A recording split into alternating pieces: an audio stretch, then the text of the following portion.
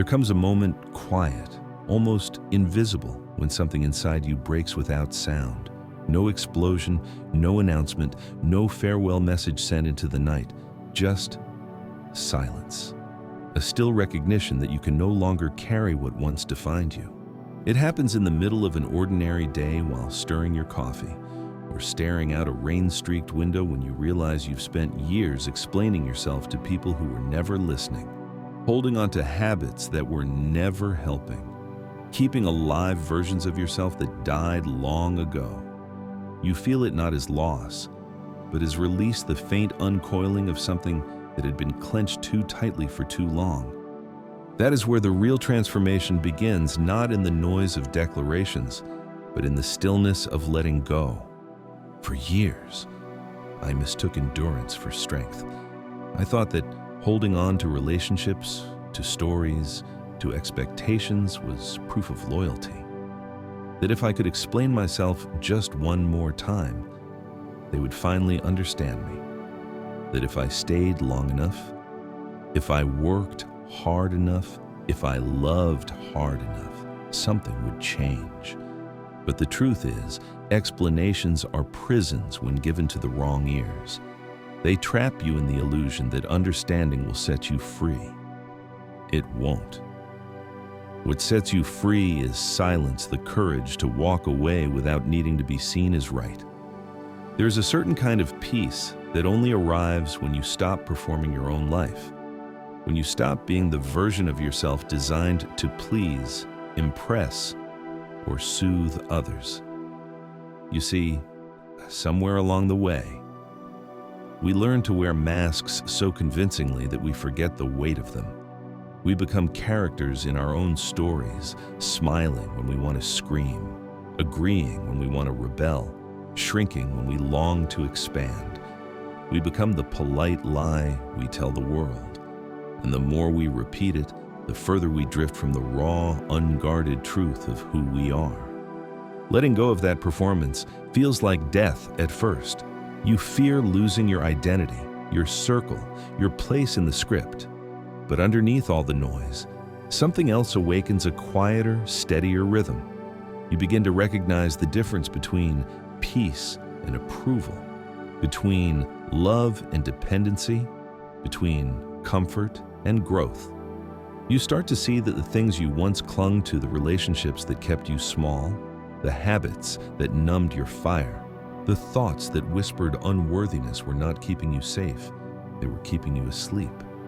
And one morning, without warning, you wake up differently. The coffee tastes sharper. The air feels heavier. You walk through your familiar rooms and sense that you no longer belong to the same world. The pictures on the wall, the conversations that used to excite you, even your own reflection, they all carry the echo of someone you no longer are. It's not that you hate who you were. You simply outgrew the cage. That's when you understand letting go isn't betrayal. It's devotion to your own becoming. So you start small. You begin with the invisible things, the late-night thoughts that tell you you're not enough, the guilt that wakes you in the dark, the endless postponement of dreams you swore you'd begin someday. You realize that someday is the most dangerous word in the language of the soul. It promises eternity while stealing every present moment. You stop waiting for the right time, the right sign, the right version of yourself. Because you see now that perfection was never the goal. Presence is. You make your bed with intention. You take the first walk without your phone. You write that message you've been avoiding. Or perhaps you delete it. You start cleaning your space, not because minimalism is trendy, but because you finally understand that clutter is a form of fear. The fear of emptiness, of what might rise in the silence once everything unnecessary is gone. And in that silence, something ancient begins to speak. It tells you that the past no longer exists, except as a story you keep retelling. That forgiveness isn't about absolving others, it's about freeing your own hands to build something new. That healing isn't about becoming who you were before the pain, it's about becoming who you were meant to be because of it. This realization doesn't come with fireworks. It comes softly, like dawn breaking through fog. You feel it when you stop defending your wounds and start learning from them. You feel it when you stop looking backward for closure and instead look inward for peace. You feel it when you realize that the person you've been waiting for to save you has been you all along. Because that is the quiet miracle of letting go. You don't lose yourself. You find the self that was buried beneath all the noise. You begin to trust again not in people or outcomes, but in your own capacity to rise. You begin to see that strength isn't hardness, but presence. That peace isn't passive, but powerful. That silence isn't emptiness, but space, the sacred ground, where everything real begins. So, if you are standing at that edge today, weary, uncertain, feeling the pull between the old and the unknown, know this: you are not breaking down. You are breaking open. There is a certain tenderness in beginnings, not the kind that shouts or celebrates, but the kind that trembles quietly. When you finally start letting go of the people, habits, and beliefs that no longer belong to you, it feels like standing barefoot on the edge of a vast ocean at dawn. You can smell the salt of possibility, yet behind you lingers the scent of everything familiar, the comfort of your old routines, the certainty of your pain.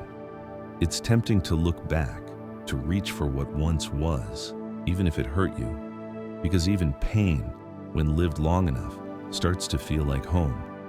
But to truly begin, you must step into the water. You must trust that whatever you lose in the tide was never meant to stay. I remember the first time I realized how deeply the past can chain us, not with iron or rope, but with memory invisible, tender, relentless. Every disappointment, every betrayal, every mistake whispered, "You could have done better." And I believed it. For years, I carried my own history like a burden strapped to my back, unable to see that the weight was self-imposed. I kept replaying moments that no longer existed, hoping to change the ending in my mind. But time doesn't work that way. The past is a closed book, and rereading the same pages only keeps your story from moving forward. It takes courage to put that book down, to say, "I have learned enough from this chapter." The Stoics understood this well. Marcus Aurelius wrote that the obstacle to action advances action. What stands in the way becomes the way. And I think that's the heart of healing, not erasing what hurt you, but transforming it, turning the wound into wisdom, the scar into strength. When you stop running from your pain, you start to see it for what it is, a teacher that speaks in silence. You learn that forgiveness isn't about others deserving it, it's about your soul deserving peace. You start forgiving not just the people who hurt you, but the versions of yourself who stayed too long, who tolerated too much, who didn't know better. You forgive your own ignorance, your own hunger for love, your own stubborn hope. And in that forgiveness, something releases not like thunder, but like the first breath after surfacing from deep water.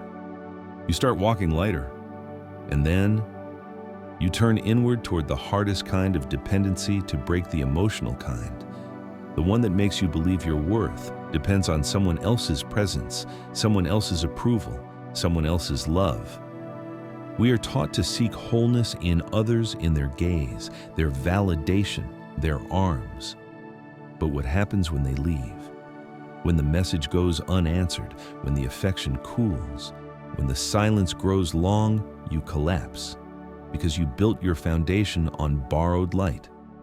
True freedom begins when you no longer beg to be seen, when you can stand alone in your own light, not because the world recognizes you, but because you finally recognize yourself. You realize that no one is coming to save you and that this, too, is liberation. The hero you've been waiting for is not a person. It's the part of you that rises every morning despite the exhaustion, the part that still chooses kindness in a cruel world, the part that refuses to give up on becoming whole. There's a strange beauty in solitude once you stop fearing it. In solitude, you see who you are without the noise of expectation. You notice the small things again, the way light filters through your curtains, the quiet hum of your breathing, the pulse in your wrist reminding you that you are still here. You stop chasing completion and start creating it within yourself. And slowly, you begin to love differently, not from need, but from fullness, not from fear, but from peace. You no longer seek people who complete you. You seek those who reflect you, who walk beside you, not in front or behind. You learn that love without freedom is not love. It's dependency dressed as devotion. Epictetus once said, "Choose not to be harmed, and you won't be." At first, I misunderstood that. I thought it meant denial, pretending things didn't hurt. But what he meant was deeper. You cannot control what happens to you, but you can choose what it makes of you. That choice, quiet, daily, invisible, is where power lives. When you stop tying your peace to the actions of others, you begin to own your life. You realize that every disappointment was simply redirection, every rejection, an invitation to return to yourself.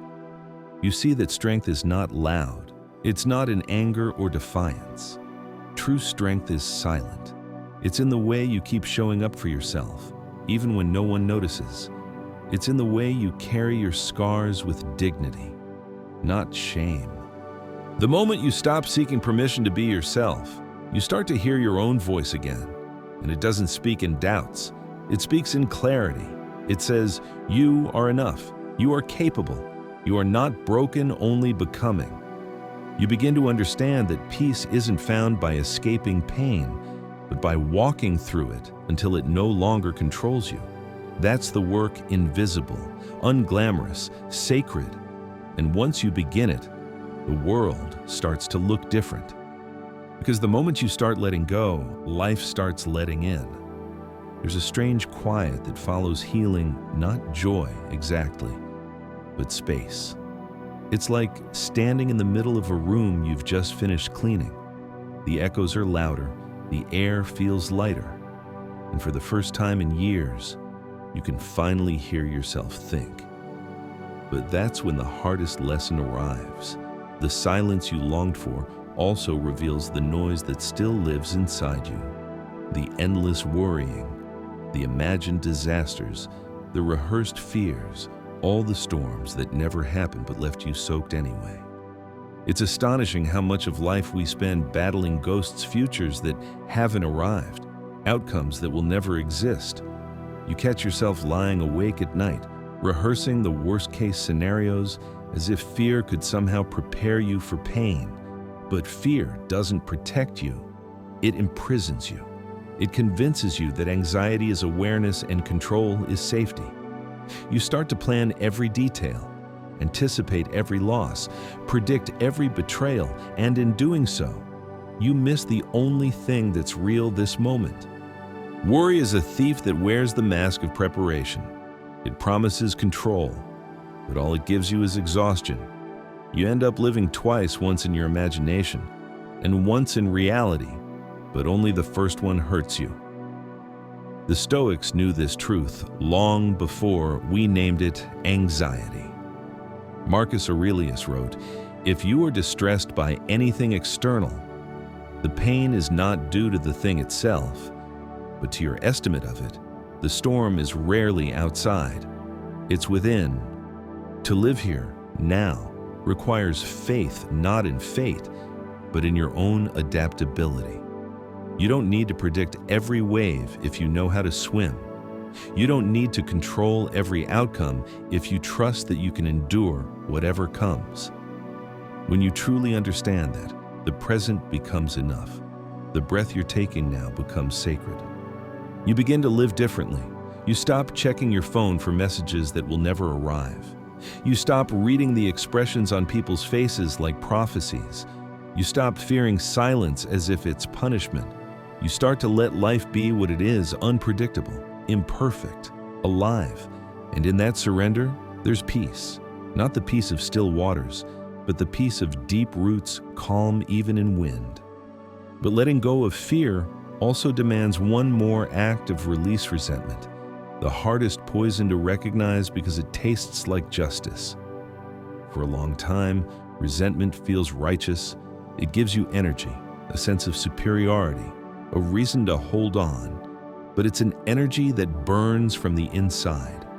You think you're punishing the ones who hurt you, but in truth, you're feeding the fire that consumes you. Resentment is a form of self-imprisonment, each relived memory another bar in the cell. You think about what they did, what they said, what you deserved. You replay it because you want meaning, but meaning doesn't come from repetition. It comes from release. Forgiveness, I've learned, isn't softness. It's strength, the kind that refuses to carry what no longer belongs to you. It's saying, you do not get to live rent-free in my mind any longer. You don't forgive to erase history. You forgive to reclaim your future. Seneca once said, "Braver is the one who conquers his anger than the one who conquers his enemies." That bravery begins when you stop identifying as the victim of your own story. When you stop narrating your life through the lens of what was done to you and start writing it from the power of what you're becoming. The day you stop chasing revenge and start choosing peace, your whole body exhales. The world doesn't change, but your relationship to it does. You realize that closure is not something others give you. It's something you create when you decide that the past will not steal another day from you. And as resentment dissolves, you begin to see life as it truly is, not fair, not easy, but breathtakingly real. You notice how the smallest things, the smell of rain on pavement, the way morning light hits the floor, start to matter again, because you're no longer busy carrying what doesn't belong to you. You finally have space for beauty. But there's one illusion still clinging, the belief that happiness is something to reach, like a distant city at the end of a long road. For years, you chased it through success, possessions, validation, always thinking, once I get there, I'll be at peace. But every arrival only led to another destination. Every victory dissolved into restlessness, because happiness, oh, you see, was never a place. It was a state of being you kept postponing for a someday that never came. The Stoics called it eudaimonia, not pleasure, not comfort, but harmony. A life lived in alignment with your truth. You find that happiness doesn't come when life becomes perfect. It comes when you stop needing it to be, when you learn to sit in the quiet moments, not as filler, but as fullness. When you begin to see that ordinary days, stripped of drama, are themselves sacred. That's when the chase ends. That's when you stop reaching and start arriving. And yet, even as peace takes root, there's one final ghost that resists leaving the compulsion to explain yourself. You've grown lighter, stronger, freer, but somewhere deep inside, there's still that small, trembling voice asking, will they understand me now? It's the oldest wound of all, the need to be seen, to be justified, to have your existence validated by someone else's comprehension. You begin to notice how often you still reach for explanations like armor. You justify your choices, your boundaries, your silence, as if your worth depends on whether others approve. You catch yourself writing messages in your head to defend what no longer needs defense. You rehearse imaginary conversations, trying to prove that you were never the villain, never the fool, never the failure. But the truth is, peace doesn't require an audience. The moment you stop explaining yourself is the moment you begin to live authentically. You discover that justification is a form of bondage, a constant seeking of permission to exist. And you are not here to beg for permission. You are here to live with conviction. Integrity doesn't need applause. It only needs alignment. When your actions match your values, when your choices reflect your truth, explanation becomes unnecessary. You move through the world differently. You speak less, listen more, and trust that your life, quiet, imperfect, unfolding, will say what words never could. Epictetus taught, we are not responsible for what others think, only for our actions. The more you live by that, the lighter you become. Because the more you try to explain yourself, the more doubt you project. And doubt is heavy, but clarity. Clarity is silence. It's the calm assurance that comes from knowing who you are, even when no one else does. And yet, there's another kind of burden that hides beneath explanation, the one we inflict upon ourselves. The quiet neglect of the body, the habits that numb, distract, and weaken us under the illusion of comfort. For a long time, you thought clarity was a matter of mind-alone meditation, reflection, philosophy. But you begin to see that the mind cannot be strong when the body is neglected. The temple and the spirit are one structure. You start to notice how your body mirrors your inner life. The fatigue of carrying emotional weights shows up in your shoulders. The shallow breathing of anxiety steals your energy. The endless scrolling, the skipped meals, the sleepless nights, they all conspire to make you dull to your own existence. You can't think clearly when you treat your body like an afterthought. So you begin, again, in small ways. You rise a little earlier, you stretch before looking at your phone. You eat not to escape your emotions, but to nourish them. You walk under real sunlight instead of the glow of screens. Slowly, the fog lifts. You start to remember that vitality itself is an act of resistance, a quiet rebellion against apathy. Marcus Aurelius was emperor of the most powerful empire in the world. Yet, he still wrote each morning, still trained his mind and body, still sought humility and clarity. He understood that discipline was not punishment. It was self-respect. You begin to see it the same way. Every small act of care, every glass of water, every deep breath, every hour of rest becomes an act of rebellion against the forces that want to keep you weary and distracted. Because strength, real strength, isn't forged in noise. It's built in the quiet hours when no one is watching, when you choose presence over distraction, movement over stagnation, peace over indulgence. And once you start living this way, a quiet revolution begins inside you. You become less reactive, less hungry for validation, more grounded in simplicity. You stop consuming chaos. You start creating calm. That's when something subtle changes in how you see others.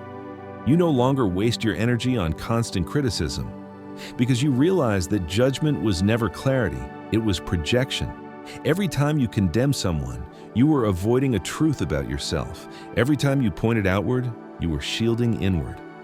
Now, when you look at people, you see reflections. You see their struggles as mirrors of your own. Compassion replaces superiority. Curiosity replaces cynicism. You begin to understand what the Stoics meant by self-observation, the discipline of watching your thoughts like passing clouds without identifying with each one. You start asking not what is wrong with them, but what can I learn from this moment about myself? This is where transformation matures, when your focus shifts from fixing others to refining your own being. Because criticism doesn't make you wise, observation does. The more you watch yourself without judgment, the more clearly you see the subtle patterns that once ruled you, the fear beneath the anger, the longing beneath the pride, the love beneath the pain. And when you see them clearly, they lose their power. You stop reacting and start responding. You stop collapsing into the past and start expanding into the present. It's a quiet evolution invisible to the world, but seismic within. You no longer need noise to feel alive. You no longer need chaos to feel significant. You have entered the still center of your own being, and from that stillness, life begins to make sense again. There's a kind of peace that comes only after the long storm, not a loud triumph, but a steady, sacred stillness. It's the moment when the waves stop crashing and you realize you're still here, standing. The old fears no longer chase you. The old voices no longer define you. What remains is space-wide, uncluttered, alive with possibility. That's where life begins again. You start to feel time differently. The urgency fades, the chasing stops, the world slows to its natural rhythm, and you, for the first time in years, begin to match it. The need to prove, to explain, to perform dissolves. You no longer wake up thinking of battles to fight or roles to play. You wake up to breathe, to move, to exist fully. You begin to understand that presence, not perfection, was always the destination. It's strange, this new quiet strength. You don't talk about it much. You don't announce it or wear it like armor. You simply are. When challenges come and they still do, you meet them differently. There is less panic now, less noise. You face them with a calm that surprises even you. Because once you've faced your own shadows, the darkness outside no longer frightens you. You start to notice beauty again, not the kind you post or capture, but the kind that hums quietly through ordinary moments. Sunlight on your skin, laughter echoing from another room, the smell of rain through an open window. You find yourself grateful for things you used to overlook: silence, solitude, a heartbeat steady and alive. Gratitude becomes your new rhythm, not the shallow gratitude of pretending everything's fine, but the deep, honest kind that acknowledges the pain it took to get here. And from that gratitude, a new kind of clarity grows. You realize that letting go was never about losing. It was about making space for truth, for love, for meaning. You see that every ending was also a beginning wearing a disguise. The friendships that faded taught you boundaries. The failures that crushed you taught you resilience. The losses that broke you taught you tenderness. You no longer ask, "Why did this happen to me?" but rather, "What is this shaping me into?" Because life, in its quiet wisdom, was never against you. It was preparing you, stripping away what was false, refining what was real. And in that realization, you feel an immense softness toward yourself, toward others, toward existence itself. You no longer need to conquer life. You simply walk beside it. You understand what the Stoics meant when they said that the happiness of your life depends on the quality of your thoughts, not because thoughts alone create reality, but because they shape how you meet it. When your thoughts are calm, the world stops feeling like an enemy. When your mind is steady, even chaos becomes navigable. You start living by a quiet discipline, not imposed, but chosen. You treat each day like sacred ground, aware that it could vanish at any moment. You stop waiting for tomorrow to change your habits, to speak your truth, to start living fully. You understand that someday is a mirage.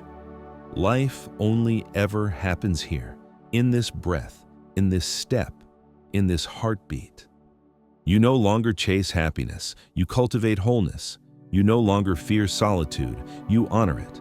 You no longer measure your worth in applause, productivity, or perfection, but in peace.